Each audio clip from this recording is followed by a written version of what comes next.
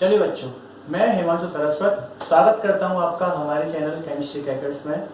हम आज जो लेके आए हैं वो आज हम लेके आए हैं अपना अवतल दर्पण से प्रतिबिंब किस किस कंडीशन पर कहां पर बनता है, क्योंकि लास्ट वीडियो में हमने जो पढ़ा था वो पढ़ा था प्रतिबिंब बनने के नियम।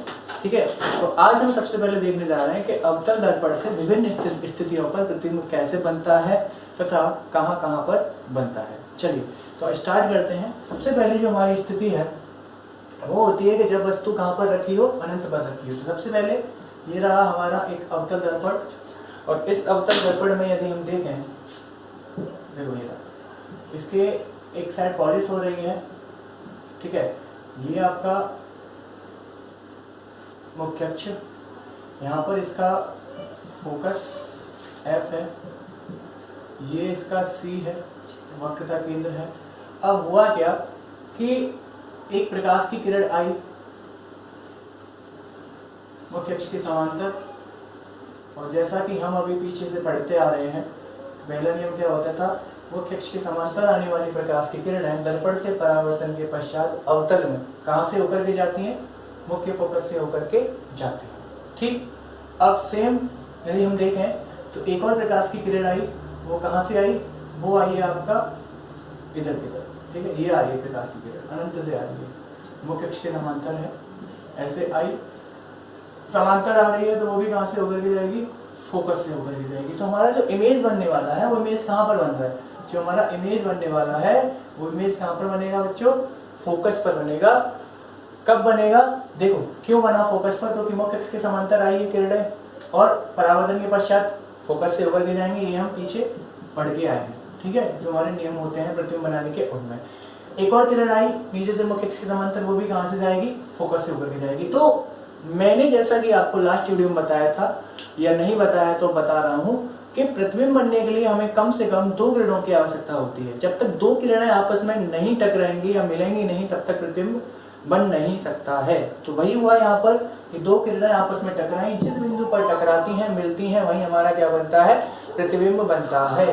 तो ये थी हमारी पहली कंडीशन। अब बात ये है कि इसकी स्थिति क्या रहेगी, प्रतिबिंब की स्थिति क्या रहेगी, कहाँ बन रहा है, फोकस पर। तो हम क्या लिखेंगे यहाँ पर, फोकस पर। ठीक है, सेकंड कंडीशन होती है कि उसकी प्रकृति कैसी रहेगी। प्रकृति का मतलब होता है वास्तविक है, आभासी है, उल्टा है, सीधा है, ये होती है इनकी प्रकृति।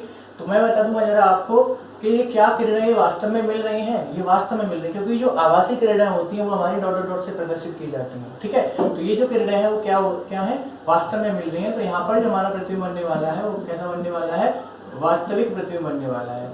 और बेटा जी एक और बात बता दूं कि यदि किसी भी दर्पण के द्वारा या लेंस के द्वारा वास्तविक प्रतिबिंब बनता है तो वह प्रतिबिंब उल्टा भी होता है, मतलब वास्तविक तथा उल्टा दोनों एक साथ ही आते हैं। ठीक है, तीसरी बात होता है, तीसरी जो इसकी कंडीशन आती है या प्रकार गुण जो आता है वो आता है कि प्रतिबिंब का आकार क्या होगा। तो देखो अनंत पर हमारी जो वस्तु है वो बहुत बड़ी रखी है। ठीक है, ये जो ऑब्जेक्ट है वो कुछ इस प्रकार से रखी है हमारी ऑब्जेक्ट, इसका नाम है AB, ऑब्जेक्ट का नाम, इससे प्रकाश की किरणें ऐसे करके जा रही हैं। तो आकार क्या है, वस्तु बहुत बड़ी है लेकिन प्रतिबिंब बहुत छोटा। तो यहाँ पर हम लिखेंगे बिंदु वस्तु के आकार का। ठीक है, क्या लिखेंगे, बिंदु वस्तु के आकार का। तो ये थी हमारी पहली कंडीशन कि जब हमारा अवतल दर्पण के सामने वस्तु कहाँ पर रखी होती है, अनंत पर रखी होती है, तो हमारा जो प्रतिबिंब बनता है वो कहाँ बनता है, फोकस पर बनता है या दर्पण के मुख्य फोकस पर बनता है। अब अगली जो कंडीशन आने वाली है, वो जो अगली कंडीशन है वो है जब वस्तु आपकी कहाँ पर रखी है, अनंत तथा वक्रता केंद्र के बीच में जो हमारी ऑब्जेक्ट रखी है, तब प्रतिबिंब कहाँ बनने वाला है। तो चलो देखते हैं बिना किसी टाइम को अपने बिना टाइम को बिगाड़ते हुए। ये हमारा इधर है फोकस, मुख्य फोकस, इधर है हमारा, इधर आएगा हमारा C वक्रता केंद्र, और यहाँ पर क्या है, इन्फिनिटी। ठीक है, तो मैं आपको क्लियरली एक बात बता दूं कि आपको प्रतिबिंब बनाने के लिए ज्यादातर जो किरणें ले जानी है वो एक किरण ले जानी पड़ेगी आपको मुख्य अक्ष के समांतर, और दूसरी किरण जो ले जानी पड़ेगी वो ले जानी पड़ेगी वक्रता केंद्र से। तो जरा हम यहाँ पर देखें, चलिए देखते हैं। ऑब्जेक्ट हमारी यहाँ पर रखी है, ठीक है, और इसके बाद जो हमारी मुख्य अक्ष की किरणें गई वो ऐसे गई, समांतर गई, समांतर जाने के बाद वो क्या होगी, वो फोकस से होकर के ऐसे करके निकल जाएगी, ठीक है, फोकस से होकर के वो निकल गई ऐसे इधर साइड में। अब एक किरण जो है वो हमारी कहाँ पर आ रही है, वक्रता केंद्र से होकर के ऐसे आई, यहाँ पर F है, इस बिंदु पर वक्रता केंद्र से यहाँ पर आई, तो जिस रास्ते पर आती है उसी रास्ते पर लौट जाती है। ये हमारा कौन सा रूल था, ये हमारा तीसरा नियम था, प्रतिबिंब बनाने का तीसरा नियम था कि वक्रता केंद्र से आने वाली प्रकाश की किरणें दर्पण से परावर्तन के पश्चात वापस उसी मार्ग पर क्या हो जाती हैं, लौट जाती हैं। तो देखें यदि हम, तो हमारी ये दोनों किरणें कहाँ पर मिली, हमारी दोनों किरणें इस जगह पर मिली, तो जो हमारा प्रतिबिंब बनने वाला है वो कहाँ बनने वाला है, हमारा प्रतिबिंब इधर C तथा F के बीच में। तो प्रतिबिंब की स्थिति क्या आने वाली है, प्रतिबिंब की स्थिति आने वाली है वक्रता केंद्र, वक्रता केंद्र को मैं C लिख सकता हूँ, तो मैं यहाँ लिख रहा हूँ C तथा F के बीच है उसकी स्थिति, ठीक है। दूसरा है कि प्रकृति कैसी है, तो प्रकृति आपको दिख रही है कि वस्तु हमारी सीधी है, AB वस्तु यदि, तो यहाँ B डैश या इसे छोड़ो, चलो ये हमारी वस्तु ये रखी है सीधी, और प्रतिबिंब कैसा बन रहा है, इसका उल्टा बन रहा है। तो प्रकृति क्या हो गई, उल्टा है, तो क्या होगा, वास्तविक भी होगा, और वास्तव में किरणें मिल भी रही है इसलिए भी क्या होगा, वो वास्तविक होगा। तो वास्तविक व उल्टा, ठीक है। तीसरा जो पॉइंट आता है वो आता है हमारा आकार। तो आकार क्या है, वस्तु बड़ी, इमेज क्या है, छोटा, तो क्या होगा, वस्तु से छोटा, ठीक है। अब तीसरी जो कंडीशन आ रही है, चलिए, तो तीसरी जो हमारी कंडीशन है वो क्या है कि जब वस्तु हमारी कहाँ रखी है, वक्रता केंद्र पर रखी है। देखते हैं जरा, ये हमारा अवतल दर्पण है एक, अवतल दर्पण, ठीक है। क्या हो गया, इसके पीछे की तरफ क्या हो रही है, पॉलिश हो रही है, इस पॉलिश को हमने इस करके दिखा दिया, ये मुख्य अक्ष, ठीक है। हुआ क्या कि यहाँ पर है इसका फोकस F, ठीक है, इधर है इसका वक्रता केंद्र, थोड़ा सा इसे मैं दूर बनाता हूँ, यहाँ पर है इसका F और इधर है इसका C, ठीक है। तो जरा हम देखें तो C पर हमारी ऑब्जेक्ट रखी है, मुख्य अक्ष के समांतर गई प्रकाश की किरण, कहाँ से होकर के आएगी, फोकस से होकर के जाएगी, ये ऐसे करके निकल गई सीधे, ऐसे आई थी, और एक कहाँ से होकर के जाएगी, एक जाएगी हमारी फोकस से होकर के, ठीक है। एक गई मुख्य अक्ष के समांतर, तो वो कहाँ से आई, मुख्य फोकस से होकर के आई, और एक गई है फोकस पर गई है या फोकस से होकर गई है, तो वो मुख्य अक्ष के क्या हो जाएगी, समांतर हो जाएगी, ठीक है। क्या हो जाएगी, वो मुख्य अक्ष के समांतर हो जाएगी। तो यदि हम ढंग से देखें अपना, तो हमारा जो इमेज बनता है वो कहाँ बन रहा है, हमारा इमेज C पर बन रहा है, वक्रता केंद्र पर ही हमारा इमेज बनता है। तो ये आपकी समझ आ गया होगा, नहीं आया तो मैं दोबारा समझा देता हूँ इसे। देखिए, एक प्रकाश की किरण आई मुख्य अक्ष के समांतर, परावर्तन के पश्चात कहाँ से गई, फोकस से होकर के ऐसे निकल गई। दूसरी प्रकाश की किरण आई है मुख्य फोकस से होकर के, तो आपने रूल पढ़ा था सेकंड रूल प्रतिबिंब बनाने में कि मुख्य अक्ष के फोकस से होकर के आने वाली प्रकाश की किरणें दर्पण से परावर्तन के पश्चात मुख्य अक्ष की क्या हो जाती हैं, समांतर हो जाती हैं। तो हमने जब देखा कि ये दोनों किरणें कहाँ मिल रही हैं, तो वो दोनों किरणें किस बिंदु पर मिल रही थी, वक्रता केंद्र पर ही मिल रही थी। तो हमारा जो प्रतिबिंब है उसकी स्थिति क्या होने वाली है, स्थिति होने वाली है वक्रता केंद्र पर प्रतिबिंब बनेगा, ठीक है। उसकी प्रकृति कैसी होगी, उसकी प्रकृति है वास्तविक व उल्टा, वास्तविक व उल्टा। और आकार क्या होगा, आकार यहाँ पर यदि हम देखें तो वस्तु के आकार का ही बनता है। C पर जो हमारा प्रतिबिंब बनता है वो प्रतिबिंब वस्तु के आकार का ही बनता है। तो यहाँ पर होने वाला है वस्तु के बराबर। चौथा जो हमारा पॉइंट है वो चौथा पॉइंट आने वाला है जब वस्तु फोकस तथा वक्रता केंद्र की क्या हो, बीच में हो। तो जरा हम देखें तो ये हमारा अवतल दर्पण है, इस पे हमने एक तरफ पॉलिश कर ली, ये हमारी मुख्य अक्ष, यहाँ पर हमारा फोकस, ये हमारा वक्रता केंद्र। अब हमारी इमेज कहाँ रखी है, अब हमारी जो ऑब्जेक्ट है वो कहाँ रखी है, F तथा C के बीच में रखी है। तो वही सेम क्या कि एक जो किरण जाएगी वो कहाँ से होकर के जाएगी, मुख्य अक्ष के समांतर जाएगी, तो दर्पण से परावर्तन के पश्चात मुख्य फोकस से होकर के निकल जाती है, ये ऐसे करके निकल गई। दूसरी जो हमारी किरण जाएगी वो कहाँ से जाएगी, मुख्य फोकस से होकर के जाएगी, जो दर्पण से परावर्तन के पश्चात क्या हो जाएगी, मुख्य अक्ष के समांतर हो जाएगी, मुख्य अक्ष के समांतर हो जाएगी। और समांतर होने के बाद ये दोनों किरणें कहाँ पर मिली, ये दोनों किरणें मिली यहाँ पर इन्फिनिटी, तो कहाँ पर मिली, इन्फिनिटी तथा सी के बीच में। तो इमेज कहाँ बनेगा हमारा, इन्फिनिटी तथा सी के बीच में। ठीक है, तो ये किरण पहली ऐसी गई, ऐसे आ गई, ये वाली ऐसे गई और ऐसे निकल गई।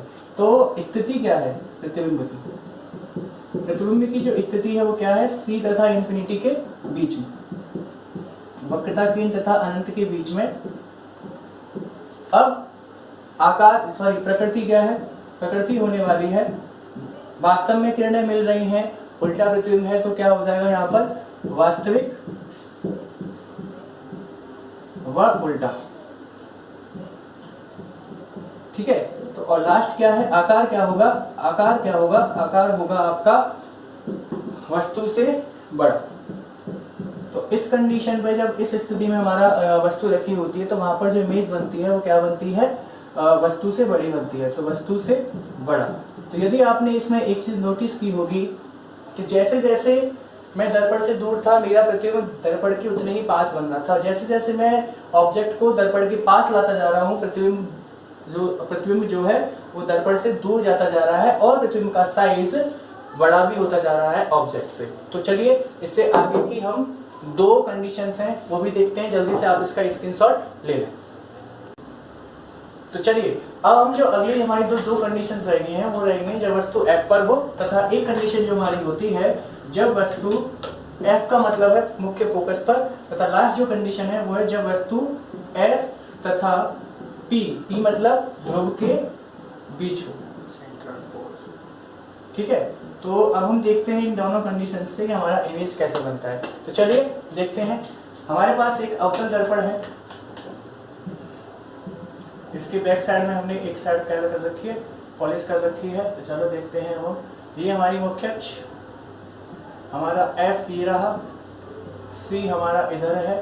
सबसे मेन बात कि ऑब्जेक्ट कहाँ रखी है, हमारी ऑब्जेक्ट कहाँ रखी है, F पर रखी है। इस कंडीशन में जो हमारी ऑब्जेक्ट है वो कहाँ रखी है, F पर रखी है। तो वही एक किरण कैसे जाएगी, मुख्य अक्ष के समांतर, और वो परावर्तन के पश्चात कहाँ से निकल के जाएगी, F से होकर के जाएगी। ठीक, मुख्य अक्ष के समांतर गई, परावर्तन के पश्चात F से निकल गई, और एक किरण जाएगी आपका इधर, और वो उतने ही एंगल पर वापस निकल जाएगी इधर साइड। ठीक है, तो जिस एंगल पर गई उसी एंगल पर निकल जाएगी, सीधी सी बात है। तो यदि आप देख रहे होंगे तो दोनों किरणें आपस में आगे की तरफ मिलती हुई प्रतीत हो रही हैं। ठीक है, इधर क्या इतने, यहाँ क्या होता है हमारा अनंत, तो मिलेंगी तो सही कहीं ना कहीं। तो हम यहाँ पर कह सकते हैं कि इसकी प्रतिबिंब की जो स्थिति होगी वो क्या होगी, अनंत पर। ठीक है, जो हमारा प्रतिबिंब बनने वाला है वो कहाँ बनने वाला है, अनंत पर बनने वाला है। तो ध्यान रखना कि जब वस्तु अवतल दर्पण में फोकस पर रखी होगी तो उसका प्रतिबिंब कहाँ बनता है, अनंत पर बनता है, और ऐसे बनता है। ठीक, अब चलते हैं आगे। अब ऑब्जेक्ट हमारी कहाँ रखी है, अब हमारी ऑब्जेक्ट रखी है F तथा P के बीच में। ये बहुत इंपॉर्टेंट, ये जो हमारा जो लास्ट हमारा जो डायग्राम है बहुत ज़्यादा इंपॉर्टेंट होता है, बिकॉज ये पूछा जाता है क्योंकि इसमें इन पांचों कंडीशन से अलग तरीके से इमेज बनता है, तो इसलिए आप इसे जरा अच्छे से समझें।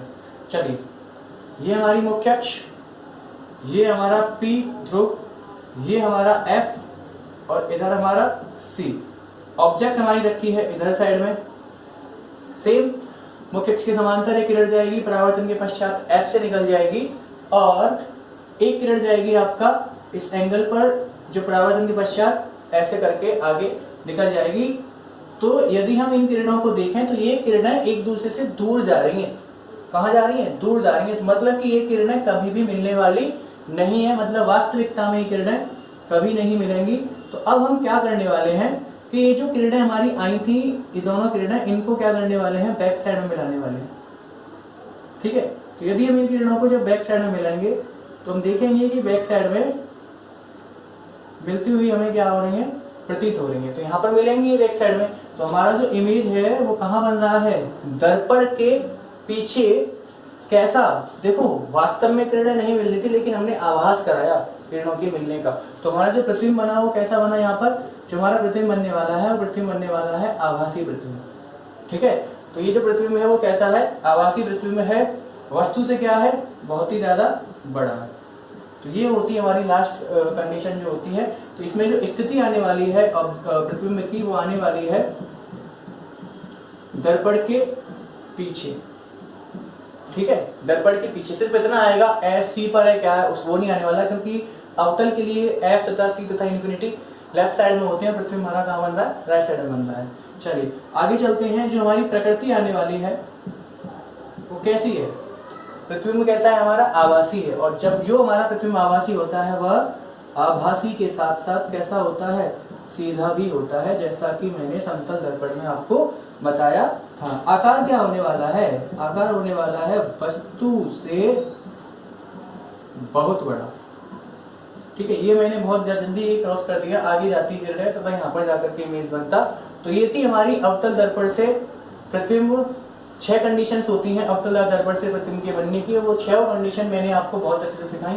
और चलो इसकी प्रकृति हो रह गई है, इसकी जो प्रकृति आने वाली है वो क्या आने वाली है, बनेगा यहाँ पर बनने वाला है। कैसा बनेगा, वास्तविक बनेगा, क्योंकि ये किरणें मिलेंगी अनंत पर जाकर के। तो वास्तविक व उल्टा, जब देखो आगे जाकर देखेंगे तो किरणें ऐसे करके यहाँ पर जाके मिलेंगी। तो वास्तविक तथा उल्टा। और आपका आकार क्या होगा, वस्तु से बड़ा। वस्तु छोटी है, प्रतिबिंब बहुत बड़ा बनेगा, तो वस्तु से बड़ा। ठीक है बच्चों, तो ये हमारी 6 कंडीशंस होती हैं अवतल दर्पण से प्रतिबिंब के बनने की, जो मैंने आपको भी सिखाई। आई होप कि आपको ये सारी समझ आई होंगी। यदि नहीं भी आई हैं तो आप एक बार वीडियो को रिवर्स करके देख सकते हैं। चलिए बच्चों, तो अब हम सीखने जा रहे हैं उत्तल दर्पण के द्वारा प्रतिबिंब कैसे बनते हैं। तो उत्तल दर्पण में जो हमारी कंडीशंस होती हैं वो केवल 2 कंडीशन होती हैं। पहली, अनंत पर ऑब्जेक्ट रखी रहती है, दूसरी अनंत तथा ध्रुव के बीच में कहीं पर भी हमारी ऑब्जेक्ट रखी हो वहां पर देखते हैं। तो देखें जरा, ये हमारा उत्तल दर्पण है एक। इस उत्तल दर्पण में मुख्य अक्ष ये रही। मुख्य अक्ष में क्या है, यहाँ पर मेरा है फोकस, इधर है आपका सी वक्रता केंद्र। तो चलिए ऑब्जेक्ट रखी है यहाँ पर, ठीक है, इस कदर से ऑब्जेक्ट रखी है, एक लंबी ऑब्जेक्ट है जो ऐसे रखी है, देखें अनंत पर कहीं भी रखी है। तो मुख्य अक्ष के समांतर जाएगी प्रकाश की किरण, जो परावर्तन के पश्चात ऐसे करके निकलती हुई जाएगी। ठीक है, तो हमें ये महसूस करा के जाएगी कि वो कहाँ से आ रही है, फोकस से आ रही है। तो हम इसे ऐसे डॉट डॉट डॉट करके फोकस तक लेके जाएंगे। ले गए, एक और प्रकाश की किरण जाएगी जो मुख्य अक्ष के समांतर ही जाएगी, और वो भी परावर्तन के पश्चात ऐसे करके निकलती जाएगी, और हमें ये आवाज कराती हुई जाएगी कि वो भी कहाँ से आ रही है, हमारी फोकस से होकर के आ रही है। तो इस तरीके से जो हमारा इमेज बनने वाला है वो कहाँ बनने वाला है, हमारा इमेज, वो हमारा इमेज बनने वाला है कहाँ पर, फोकस पर बनेगा। ठीक है, तो स्थिति क्या होगी इस कंडीशन की, स्थिति हो गई आपकी कौन सी, कहाँ बन रहा है, एफ पर, फोकस पर। ठीक है, सेकंड बेटा जी कि उसकी प्रकृति कैसी होने वाली है। तो प्रकृति देखें यदि हम, तो क्या ये वास्तविक किरणों से बन रहा है, नहीं, ये आभासी किरणों से बन रहा है। तो इसलिए ये जो प्रतिबिंब होने वाला है वो कैसा होने वाला है, आभासी व सीधा। ठीक है, तीसरा इसका आकार, यदि आप देखेंगे तो ऑब्जेक्ट बहुत बड़ी है और प्रतिबिंब कैसा बन रहा है, बिंदु के आकार का बन रहा है। तो हम इसे कह सकते हैं बिंदु वस्तु के आकार का, या वस्तु से बहुत छोटा। ठीक, तो जो पहली मेरी कंडीशन थी अनंत वाली, तो वो मैंने आपको बहुत अच्छे से समझा दी। चलिए अब बढ़ते हैं अपना दूसरी कंडीशन की तरफ। दूसरी कंडीशन है हमारी ये रही कि ऑब्जेक्ट जो है हमारी वो अब कहां पर रखी है, वो अब रखी है अनंत तथा ध्रुव के बीच में, कहीं पर भी वो मेरी ऑब्जेक्ट अब रखी है। तो चलिए देखते हैं, ये रहा आपका मुख्य अक्ष, इस मुख्य अक्ष में एफ ये रहा, सी ये रहा। ठीक, इमेज जो हमारी ऑब्जेक्ट रखी है वो इस जगह पर रखी है, ऐसे गई ऑब्जेक्ट, ऐसे आ जाएगी, फोकस से आती हुई प्रतीत होगी। ठीक है, तो यदि इसे मिलाऊंगा तो मैं कहाँ पर मिलने वाली है, ये ऐसे करके यहाँ पर मिलने वाली है। एक किरण जो है मेरी वो जाएगी सी की तरफ, कहाँ जाएगी, वो जाएगी आपका सी की तरफ। तो देखें यहाँ से निकली ऐसे गई, तो हमें लग रहा है कि वो कहाँ जा रही है, सी पर जा रही है। तो हम इसे यदि ऐसे आगे मिलाएंगे ये यहाँ पे मिल जाएगी। तो इमेज कहाँ पर बनी, इमेज आपका बनी कहाँ पर, F तथा P के बीच में, यहाँ पर P है तो ये हमारी बनती है इस कलर इमेज। तो इसकी स्थिति क्या आ गई, स्थिति जो आई है वो आई है P तथा F के बीच, ठीक है। प्रकृति कैसी आने वाली है, प्रकृति आने वाली है आपका क्या, आभासी व सीधा, और लास्ट जो आने वाला है वो क्या आने वाला है, आकार। तो आकार क्या आएगा, वस्तु से छोटा, ठीक है, वस्तु से क्या छोटा। तो ये आपका दोनों कंडीशन थी अवतल के लिए जो हमने आपको बहुत अच्छे से समझा थी। अब हम इसके इन दोनों दर्पणों के उपयोग पढ़ते हैं। चलो बच्चों, अब हम देखने वाले हैं उत्तल दर्पण तथा अवतल दर्पण के हमारे उपयोग क्या होते हैं, जो मैंने यहाँ पर अभी लिखे हैं और आपको मैं समझाने जा रहा हूँ। अवतल दर्पण का सबसे अच्छा प्रयोग जो होता है वो, जैसे हम लोग घर पे अपनी दाढ़ी बनाते हैं तो उसे देखने के लिए बहुत अच्छा प्रयोग होता है, क्योंकि इसमें इमेज क्या बनता है, बड़ा बनता है। किस कंडीशन पर बनता है वो मैंने अभी आपको समझाया है, जब वस्तु F तथा P के बीच में होती है तो दर्पण में प्रतिबिंब सीधा तथा आभासी और वस्तु से बड़ा बनता है। इसलिए इसका पहला प्रयोग जो होता है वो दाढ़ी बनाने में होता है। दूसरा प्रयोग जो होता है वो डॉक्टर के द्वारा आंख, नाक, दांत तथा कान इत्यादि की जो बीमारियां, जो परेशानियां हो जाती हैं उन्हें देखने के लिए ये प्रयोग किया जाता है, जिसमें सबसे ज्यादा प्रयोग जो करते हैं वो दांतों के डॉक्टर करते हैं, क्योंकि दांतों की इमेज हम ऐसे करके मुंह से देख नहीं सकते, लेकिन यदि हम उसमें अपना मिरर ले जाएं तो वहां से हमें बाहर से हमें साफ दिख जाता है कि इसमें क्या परेशानी होने वाली है, ठीक है, या हो चुकी है। तीसरा जो इसका प्रयोग होता है मोटर कारों, रेल के इंजनों तथा सर्च लाइटों में क्या होता है कि मोटर कारों इत्यादियों में लगाया जाता है। क्यों लगाया जाता है, जिससे कि इनका फोकस बहुत अच्छा तरीके से बन सके, ठीक। अगला जो हमारा प्रयोग है वो काय के हैं, उत्तल दर्पण के प्रयोग है।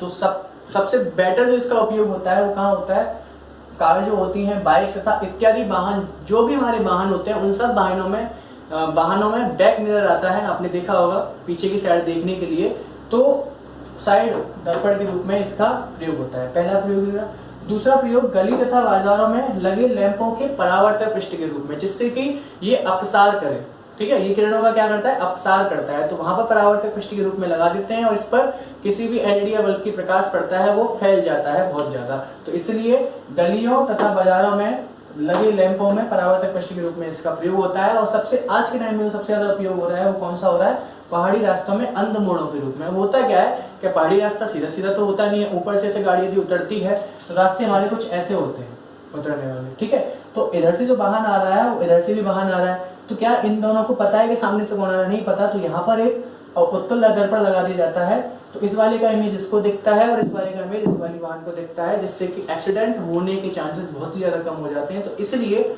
आजकल जो इसका प्रयोग हो रहा है वो कहाँ हो रहा है, पहाड़ी रास्तों में अंध मोड़ों पर, ठीक है। तो आज की क्लास को हम अपनी यहीं पर खत्म करने वाले हैं। आज हमने सीखा अवतल तथा उत्तल दर्पण के द्वारा कौन सी स्थिति पर प्रतिबिंब कैसे कैसे बनते हैं, बहुत अच्छे से मैंने आपको समझाया है और ऐसा मेरी उम्मीद है कि आपको वो समझ में भी आया होगा। तो यदि आपको हमारी ये वीडियो अच्छी लगी है तो प्लीज इसे लाइक कीजिए, अपने बहुत सारे दोस्तों के साथ इसे शेयर कीजिए, उन्हें भी मौका मिले ये सीखने का। और यदि आप हमारे चैनल पर नए हैं तो प्लीज इसे सब्सक्राइब कीजिए। धन्यवाद।